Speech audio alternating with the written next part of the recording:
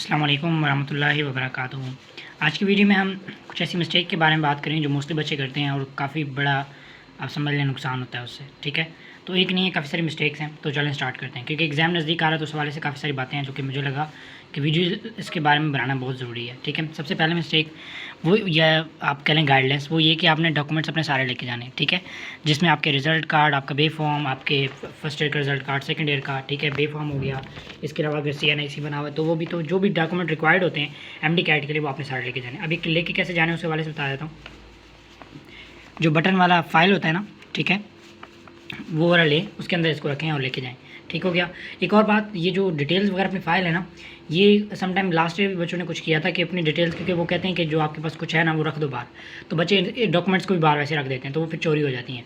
तो इसलिए डॉक्यूमेंट्स आपने सिर्फ सुपरिटेंडेंट ये जो भी होगा उन्हें कहने कि सर ये आप रख लें, या कोई सामने चेयर पड़ी होगी तो सर को बता के ना वहाँ पर आप रख दें। ठीक है, इससे होता है वो आपके सामने पड़ी होंगी, वो चोरी वगैरह नहीं होंगी, तो ये आपके लिए काफ़ी ज़्यादा एक अच्छी बात होगी। अदरवाइज़ आपके लिए प्रॉब्लम, बहुत बड़ी प्रॉब्लम बन सकती है। ठीक है, दूसरा ये जो कि इंपॉर्टेंट है, मैं ज़रूर हमेशा शेयर करता हूँ, डैट इज़ कि सेंटर टाइम पे जाएं। ठीक है, अब ये होता है कि अगर पेपर लेट्स सपोज 9 बजे है ना, तो बच्चे जाते हैं 8, सवा 8 इस तक। कोशिश करें 7:30 तक आप निकलें। उसकी रीज़न ये होती है कि रश बहुत ज़्यादा होता है। ठीक है, बच्चे बहुत ज़्यादा होते हैं, आपकी सोच से भी ज़्यादा होते हैं। तो फिर सम टाइम अल्लाह ना करे बीच में बाइक ख़राब हो जाए, अल्लाह ना करे कोई रास्ते में जैम वगैरह लग जाए, कुछ भी हो जाए, वो आपके लिए प्रॉब्लम होगी। तो इस तरह इतना टाइम आपके पास हो कि अगर कुछ कोई प्रॉब्लम हो भी जाती है तो पैदल पैदल चल के सेंटर पहुँच सके, आपने इतना करना है। ठीक हो गया, तो ये चीज़ आपने ज़रूरी देखें। मैं आपको बताता हूँ, देखिए कैसे एक बच्चा इसकी फुल 100% तैयारी है, वो थोड़ा सा लेट हो जाता है, उसकी वजह से हाइपर हो जाएगा तो वो पेपर उसके हाथ से गया। ठीक है, तो इस वजह से आपने टाइम से पहुंचना, ये चीज़ काफ़ी इंपॉर्टेंट मैटर करती है। पूरा साल अच्छे से तैयारी करो और आखिरी दिन लेट हो जाओ तो फिर दुख बहुत ज़्यादा होता है उसका। ठीक है, उसके बाद तीसरी चीज़ जो कि ये भी इंपॉर्टेंट है, वो ये कि प्रैक्टिस पेपर जो है आपने करनी है, जो अभी घर बैठ के FLPs प्रैक्टिस करें। ठीक है, क्वार्टर्स प्रैक्टिस करें, FLPs क्वार्टर्स किसके लिए, to manage time in time management के लिए आपने जो है ये चीज़ें करनी है, ताकि आपका एक प्रॉपर टाइम बन सके, आप उसके मुताबिक तैयारी कर सकें। सॉरी, मतलब वहाँ पे MCQs प्रैक्टिस कर सकें। ऐसा ना हो कि टाइम खत्म हो गया और आपके अभी 10 से 12 MCQs रहते हैं, तो वो फिर आपके लिए वो भी मसला बनेगा। तो इसलिए घर बैठ के प्रैक्टिस करें ताकि आप एक प्रॉपर अपनी टाइम मैनेजमेंट बनाएं। ज़्यादा मैं रिकमेंड करूँगा premet.pk पे जाके, वहाँ पे MCQ सॉल्व करेंगे, पूरा FLP सॉल्व करेंगे, तो वहाँ सारा टाइमर चल रहा होता है और काफ़ी अच्छे से आप कर सकते हो, वो आपका क्लियर हो जाएगा। ठीक है, साथ ये है कि चौथी चीज़ जो हमारे पास है दैट इज़ OMR प्रैक्टिस। अब ये है कि OMR आप फ़ोटो कापी करवा रहे हैं, अगर नहीं है आपके पास तो मुझे बता दें। ठीक है, मैं आपको PDF प्रोवाइड करूँगा, मैंने खुद ये फ़ोटो कापी करवाए हुए हैं। ठीक है, मैं आपको यहाँ पे दिखा देता हूँ, और ये इसलिए ताकि इन पे मैं मैक्सिमम प्रैक्टिस कर सकूँ। ठीक है, ताकि मैं इनको अच्छे से वो कर सकूँ, और क्योंकि सर्कल इनके होते हैं काफ़ी छोटे छोटे। ठीक है, तो ये आप देख सकते हैं काफ़ी छोटे छोटे सर्कल्स हैं इनके। ठीक है, ये इनकी नीचे फ़ोटो कापीज़ हैं, ये इसकी ओरिजिनल कॉपी थी और ये आप चेकआउट कर सकते हैं। ठीक है, काफ़ी छोटे सर्कल होते हैं, तो आपने इस पर प्रैक्टिस करनी है ताकि कोई मिस्टेक वगैरह इस हवाले से ना हो जाए कि आप मतलब करते करते कोई मिस्टेक हो जाए या कोई इस तरह की प्रॉब्लम। ठीक है, तो आपने मैक्सिमम प्रैक्टिस करके जाइए। इसके अलावा एक दो और भी चीज़ें होती हैं ये OMR के हवाले से। OMR में ना जो OMR का पेन होता है वो भी काफ़ी मैटर करता है। पेन क्या है इसका, OMR पेन। अब वो ये है कि देखें एक सर्कल बना हुआ है, ये सर्कल है, ये सर्कल है। अब मैं अगर इसको इससे फिल करूँ तो मुझे इतना टाइम लग रहा है, और ये आप देख सकते हैं मैं इसको ऐसे फिल कर रहा हूँ। ठीक है, सेम अगर मैं इसको इस पेन से करूँ तो डेफिनेटली यहाँ पे टाइम भी कम हो जाएगा, बिकॉज ये काफ़ी जल्दी फिल करता है। तो इसलिए, और दूसरा ये कि इसकी एक्यूरेसी भी अच्छी है, तो इसलिए अब ये आप पर डिपेंड करता है कि कौन सा आपके लिए अच्छा रहेगा। तो आपने डिफरेंट टाइप के पेन पेंसिल ले लेने और उन पर प्रैक्टिस करके देखना है कौन सा अच्छा चल रहा है, हो ब्लू ब्लैक। ठीक है, जेल वगैरह कोशिश करें वो ज़्यादा ना हो, क्योंकि जेल वाले भी चल जाते हैं, मसला तो नहीं है, लेकिन फिर भी वो कभी कभी जो उनका इंक फैल जाती है तो वो मसला करेगा। ठीक है, ये आप देख सकते हैं मेरे पास काफ़ी सारे हैं, तो मैं इन पे प्रैक्टिस कर रहा हूँ, और भी मैं मंगवाए हैं, तो मैं काफ़ी सारे वो करके ना फिर किसी मतलब सब पे प्रैक्टिस करके जो है हमारा फिल करके देखूँगा, तो जिसमें मुझे ईजी लग रहा होगा मैं उसके 3 से 4 पेन ले लूँगा। दूसरा ये कि 3 से 4 पेन ले लो, उसके बाद उनको ज़रूर यूज़ करके फिर पेपर में लेके जाना, यानी उनको थोड़ा ऐसे करके यूज़ करके, ताकि वो कोई अगर इंकिंग वगैरह करता है, कोई ऐसी चीज़ कोई प्रॉब्लम है, कोई बीच में कुछ फंसा हुआ है, तो वो सारी चीज़ें क्लियर हो, क्योंकि वहाँ पे अगर लेट्स सपोज वो इंक करता है, यानी इंक रिलीज़ करता रहता है, तो वहाँ पे वो आपके सारे पेपर फैल जाएगा और आपका पेपर गंदा हो जाएगा। जो OMR है वो बार बार नहीं मिलता, फिर आपने ये चीज़ इस चीज़ के लिए क्लियर पहले से जो है ये चीज़ें सारी सोच के रखनी है, क्योंकि ऐसी मिस्टेक है हम इनको इग्नोर कर देते हैं। ठीक है, और फिर पेपर में मसला बनता है हमारे लिए, क्योंकि ये छोटी नहीं बहुत बड़ी है। अगर आपकी तैयारी बिल्कुल 100% है, इनमें से कोई भी आप गलती कर देते हो, आपका काम गया। OMR पे इंक फैल गई, काम गया। OMR पे जो नंबर होता है वो मिट गया, काम गया। ठीक है, इसके अलावा जो OMR पे सही प्रैक्टिस नहीं की, सर्कल से बाहर निकल गया, चाहे आंसर ठीक भी है तब भी गलत हो जाएगा। ठीक है, इसके अलावा टाइम मैनेजमेंट नहीं हुई, आपको सारे पे MCQs आते हैं आपके 190 ठीक है, ठीक हो गया, 10 आपके निकल गया, आपको उसका दुख होगा कि उसमें शायद ठीक होते तो मैं टॉपर भी बन जाता, ठीक है। तो ये चीज़ है, तो ये आपने बस माइंड में रखनी है। उसके बाद आगे चलते हैं और आगे मूव करते हैं, और भी जो चीज़ें हम उनको देखते हैं। छठे नंबर पे that is read paper carefully.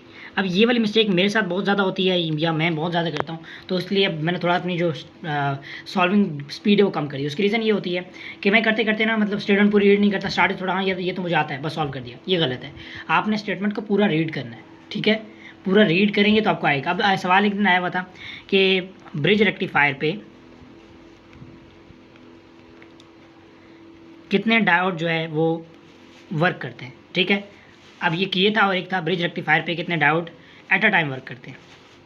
तो इसका आंसर 4 है, इसका 2 है। अब सवाल ये वाला था, मैंने इसको ये वाला समझ के फुल कहा। मैं बताता हूँ कैसे। देखें, वन हाफ में 2 काम करते हैं, दूसरे हाफ में 2 काम करते हैं, तो इस तरह, तो एट अ टाइम जो है वो 2 ही काम कर रहे होते हैं। अब ये MCQ काफ़ी है तो सिंपल, लेकिन जस्ट आपको इस तरह कन्फ्यूज़ कर सकते हैं, तो आपने इसलिए इसको थोड़ा सा केयरफुली रीड करना है। पॉइंट नंबर 7 वो ये कि आपने ऑप्शंस को एलिमिनेट करना है। अब ये काफ़ी इंपॉर्टेंट है, ये स्पेशली आपको इंग्लिश में हेल्प करेगा। इंग्लिश में होता ये है, चले मेरे पास पेपर होगा मैं आपको दिखाता हूँ, बल्कि FLP में यहीं कोई मिल जाएगा, मैं आपको दिखा देता हूँ। वैसे आपने क्या करना है कि ऑप्शंस को एलिमिनेट करना है। मैं आपको बताता हूँ कैसे। देखें, पहला है that is virus that has double standard DNA as it genome. अब हमें पता है HIV का RNA है, ठीक है, DNA तो है नहीं इसका। रेट्रोवायरस भी HIV का नाम है, तो ये भी निकल गया, दोनों निकल गए। अब HCV और स्मॉल पॉक्स इसमें डिफरेंस है, तो स्मॉल पॉक्स का जो DNA डबल स्टैंडर्ड है, जबकि इसका नहीं है। तो फिर आपको देखें, मैंने 2 निकाल लिए, क्योंकि मुझे आइडिया हो गया था ये 2 गलत है, नहीं बनते, तो मैंने 2 निकाल लिए, ठीक हो गया, ओके। तो मैंने 2 निकाल लिए, इसको कहते हैं एलिमिनेशन। मैंने 2 एलिमिनेट कर दिया, बाकी 2 रह गए, तो 2 में से आंसर निकालना और फिर कंपैरेटिवली ईजी हो जाता है। लेकिन ये सबसे ज़्यादा हेल्प करता है इंग्लिश में। मैं ज़रा इंग्लिश का ओपन कर लूँ तो आप लोगों को दिखाता हूँ कि कैसे इंग्लिश में हेल्प करता है। अब ज़रा यहाँ पे देखो, ये आपके पास एक स्टेटमेंट है, आपको लग रहा काफ़ी मुश्किल है।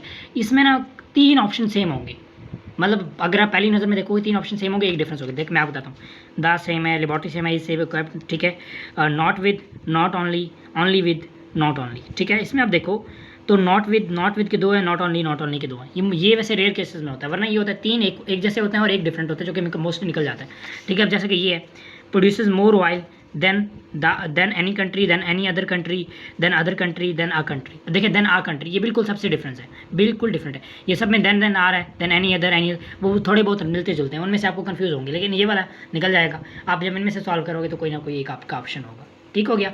तो इस मोस्टली जो ऐसे क्वेश्चन होते हैं जिनमें 4 स्टेटमेंट्स होती हैं, या दो स्टूडेंट, देखिए हम ज़रा जो डिफरेंस है ऑन पॉपुलेशन बाकी सब सेम है, यहाँ पे डिफरेंस है, हैड, टुक, मेड, डिड, ठीक है।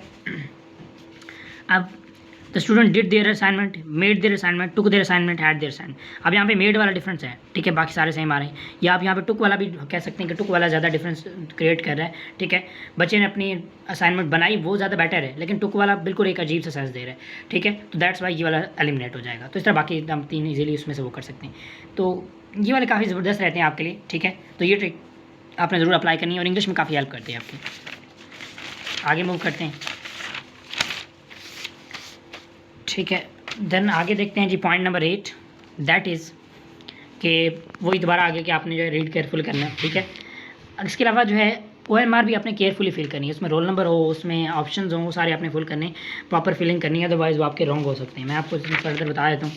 वो ये कि देखें ये वाला ठीक है, ये वाला देखें, ये वाला ठीक है, ये दोनों अगर 2 एक जैसे फिल किया गलत हो गया, ठीक है। इसी तरह आपने प्रॉपर फिल नहीं किया तभी गलत, थोड़ा फिल करके छोड़ दिया तभी गलत। तो ये बस याद रखिएगा, ठीक है।